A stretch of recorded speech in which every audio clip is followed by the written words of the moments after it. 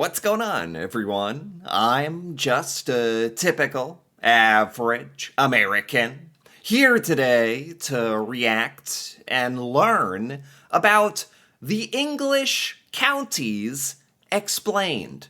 So, to be completely honest, I really don't know any of the counties in England. This is definitely not something that we learned in our geography classes, but better late than never, I guess. So today, I really want to check out this video by Jay Foreman explaining the English counties. So, let's take a look. In today's programme, we're going to talk about counties. Counties are the building blocks that make up Britain. The units you're expected to have heard of to help place towns and villages you've not heard of, such as Wingerworth. Where? In Derbyshire. Oh. Huh? Where's Derbyshire? Arguably the county... Wingleworth, Derbyshire. This is English? I don't understand these words. These are names of places. I do understand that. Yeah, I mean, here in the United States, we have states, of course, but within that, we do have counties. It's just that in the United States, my God, there must be thousands of them. There's just endless counties in the United States, but it is a concept I'm familiar with. county that inspires the fiercest pride and loyalty in its inhabitants is Yorkshire. Yorkshire is known for Yorkshire. Yorkshire puddings, Yorkshire Terriers and Yorkshire tea, which comes from this part of Yorkshire. With its distinctive accent, strong identity and intense one-way rivalry with Lancashire next door, Yorkshire folk are proud to tell everyone they come across that they come from Yorkshire. Yorkshire! I've heard of Yorkshire. I've always wondered about it. For some reason, I didn't know it was a county. I kind of assumed it was like a city or something, or a town. Yorkshire is an entire county. And counties have multiple towns and what's maybe a city in them, and at least here in the United States. So Yorkshire is much, much bigger than I imagined. And I think most Americans have heard that name before. Maybe just because of the pudding? Really? And they're all wrong to do so, because Yorkshire doesn't exist. Yes, it does. All right, show What? me a map with Yorkshire on it. OK. Here. This map of the 39 counties of England clearly shows a county called Yorkshire. But this map of the 48 counties of England shows separate north, south, west and east riding of Yorkshire, but no single county called Yorkshire. But my map is correct and up to date. So is mine. And so is this one. What? Don't tell me this is a whole thing where England hasn't decided how many counties it has and what technically is Yorkshire. I thought I was just starting to get a grasp. It's a very small grasp. It's like, okay, Yorkshire, that's where it is. And it's like, no, it's not. Which one? What's going on? We're doing mapmen. No, I mean with the counties. Well, the definition of county in Britain is a minefield of anomalies, asterisks, confusions, vague areas and contradictory Wikipedia articles. The more you look for answers about what a county really is, the more questions you come across. Which is perhaps why no one's attempted to do a video about them before. Even Google Docs won't let you type the word county without suggesting, did you mean country? But we're not taking citation needed for an answer.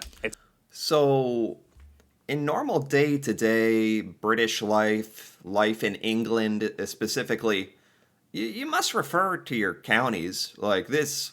They're making this seem like it's very complicated. And nobody's even tried to explain this, but it seems like the complicated part is that they haven't quite pinned down exactly what the counties are? Is that true? It's time to do some actual research to find out once and for all, what is a county? And Okay. go! All right. Right, now that we've eaten all those biscuits, should we start doing some research? I've done it all. The first time England was split into what we now call counties was back in the 10th century when King Aethelstan wanted to make sure all the same laws were being obeyed and all the same taxes were being collected all across England. Okay. Which, curiously, is the opposite reason why you divide a nation up nowadays. He split his kingdom into bite-sized manageable chunks and sent an earl to be in charge of each one of them. How they got their names tells you a bit about how they were formed.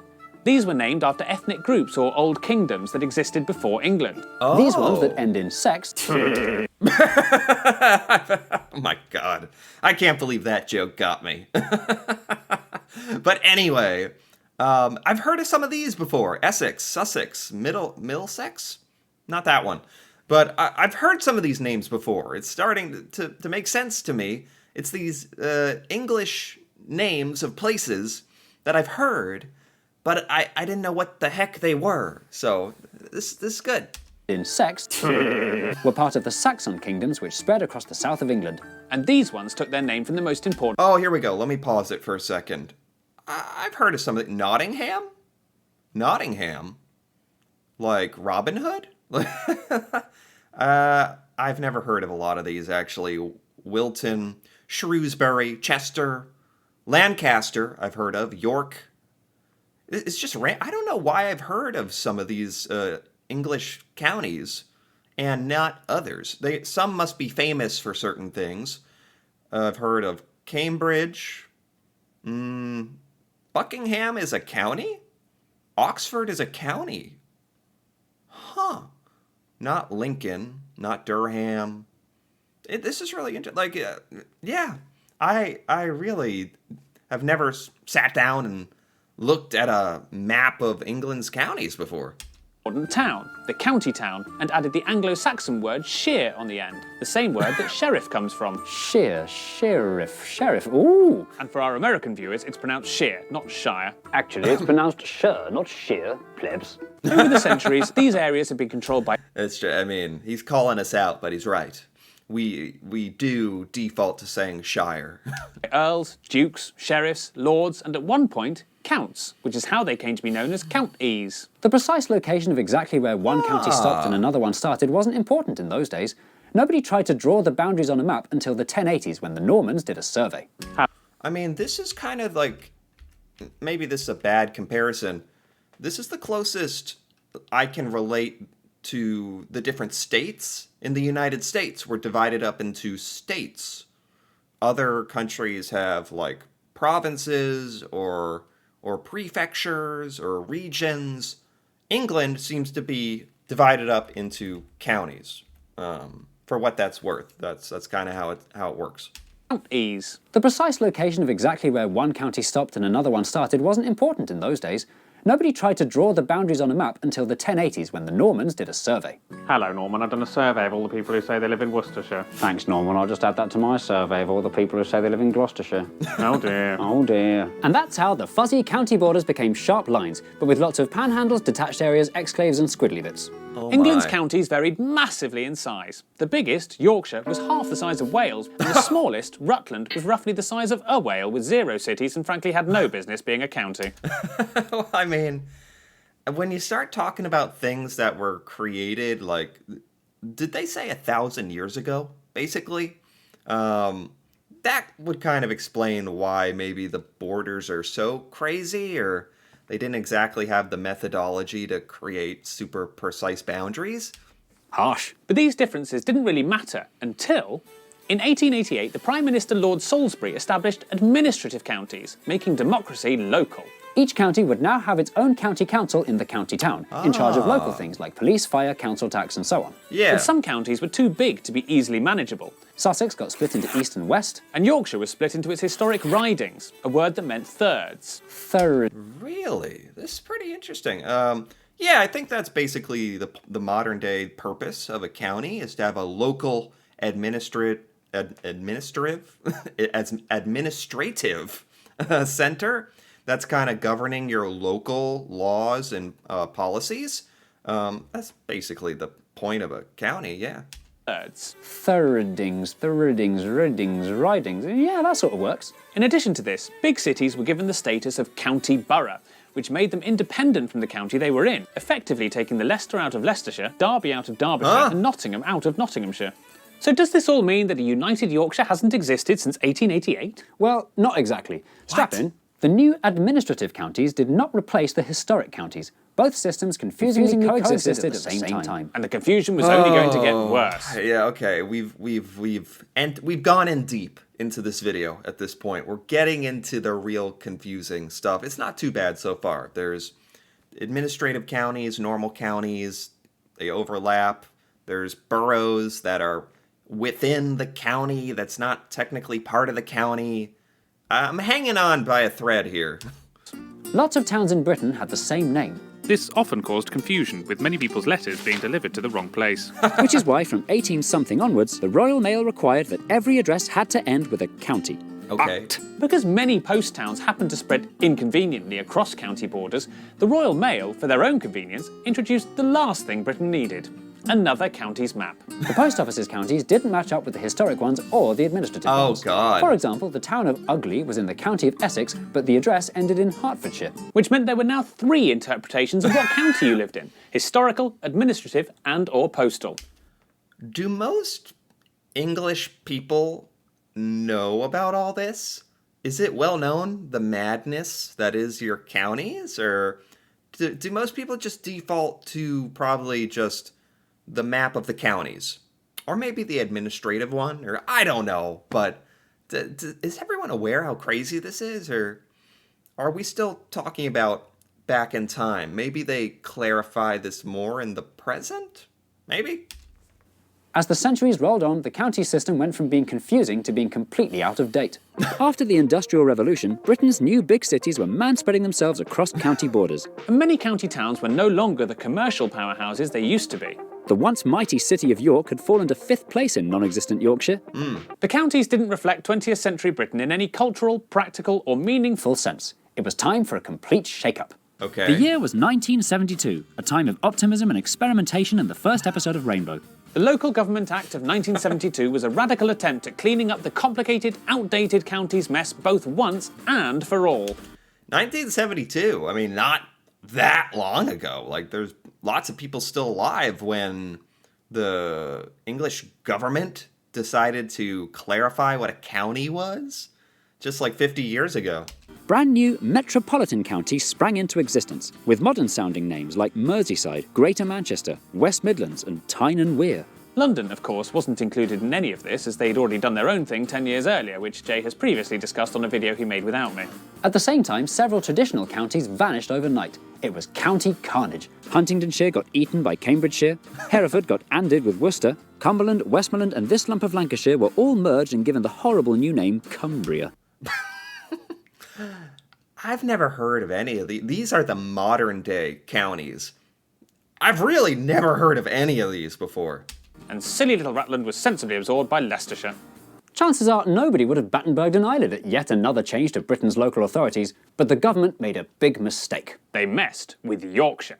Yorkshire's borders got a complete meddling, creating a new South Yorkshire, which was cheeky. But when the East Riding wow. got taken out of Yorkshire altogether and became part of the new Humberside, that was not on. It was off. The previously Yorkshirean Poor Yorkshire.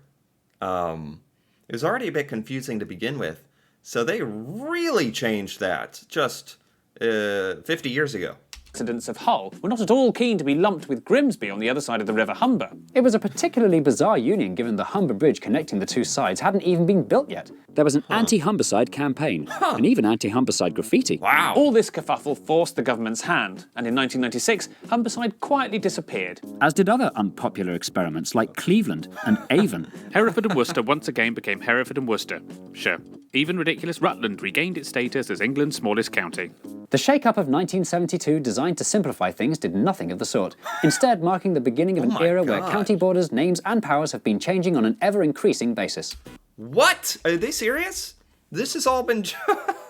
I was asking a few minutes ago, like, okay, so what are we going with at this point? What are the counties? What's the accepted county map? And this has all just been changing every couple of years for the last 50 years, apparently. England today has 9 regions comprising 47 ceremonial counties alongside 6 metropolitan counties comprising 36 metropolitan districts, 26 non-metropolitan counties comprising 192 non-metropolitan districts and 56 unitary authorities, not including Greater London, which is a ceremonial county and not a county, comprising 32 boroughs, and the City of London, which is a district. What? What is this? What are we saying? Oh, England does it. It has regions. 9 regions. Okay. And a bunch of stuff. There's London. I've heard of that. And 40-some counties, maybe? District and a county and not a ceremonial county, and we haven't even talked about Scotland, Wales or Northern Ireland where it's different. Absolute state of this. Although it may Oh seem more my. impossible than ever to tell what and isn't a county, according to this particularly aggressive map publisher, It's very simple. Our historic counties have never been affected, nor their boundaries changed by the endless shifting of local government boundaries over the past 100 years. this is a view shared by the increasingly exasperated Association of British Counties, who seek to Give every county a county day, teach counties to school children, fly county flags in every county, stop using the word county for local authorities who are not proper counties. fruitcake. There's an association of counties, and they try to talk about counties, but I feel like this video is like now this random YouTube video is the definitive guide on English counties. I swear. The reality is, unless you live in a county that's particularly unusually proud of itself, like Yorkshire, in general not much of a monkey's is given about the county you live in. And that might be because it Oh. just doesn't really matter. It's not like the USA, where laws vary from one state to the next. Even Royal Mail doesn't care anymore. Thanks to postcodes, putting a county on your address has been unnecessary since 1996. That's actually really interesting to me. I'm glad they threw in that little fact. People don't really worry about what county you're in, and it doesn't affect your mail, and there's some sort of like local pride associated with your county, maybe, but seems like not really. Despite the boxes they make you fill in on Amazon. But just because they're not important doesn't mean we should forget about them. Present-day knowledge and Wow. understanding of English counties is in an abysmal state. We stopped over 4 people on the street, and not a single one of them could faultlessly name every single county in England and its county town. Well, we think that I don't even think that's weird. Maybe I'm just coping because Americans are so bad at geography, and it makes me happy to see that some English people have trouble with English counties, but they're counties. It's not like they're cities or even towns or... according to what I've heard here today, the counties don't really have like a real important purpose other than just dividing up the geography in an understandable way. It's not like different laws and policies change from county to county, like they might here in the United States from state to state. So that makes sense to me why people don't even really know about this stuff that much. that's a terrible shame, and it's about time something was done about it. Oh, there's Leicestershire, Oxfordshire, Rutland, and... Knock, knock. Who's there? Sir, Sir who? Surfshark is a VPN, an app and Oh, okay, they're doing a sponsored segment. Okay. But anyway, this video was by Jay Foreman once again, and I gotta say that because this was great. This was so well done. So they obviously put a ton of effort into doing this because this was a deceptively complicated topic. English counties. I'm walking away from this not knowing all the counties, not really even knowing what has been decided at this point about the counties, but rather knowing the history of England's counties and sort of their purpose. And it's actually really interesting, shockingly so, to me. So I quite enjoyed this. Anyway, if you enjoyed this as well, feel free to give this video a like or leave a comment with your thoughts on England's counties, what they mean to you, your thoughts. That'd be very interesting to hear about. And if you're interested in more videos like this, me reacting to Britain and British culture, feel free to subscribe for more. And until then, thanks for watching, and see you next time.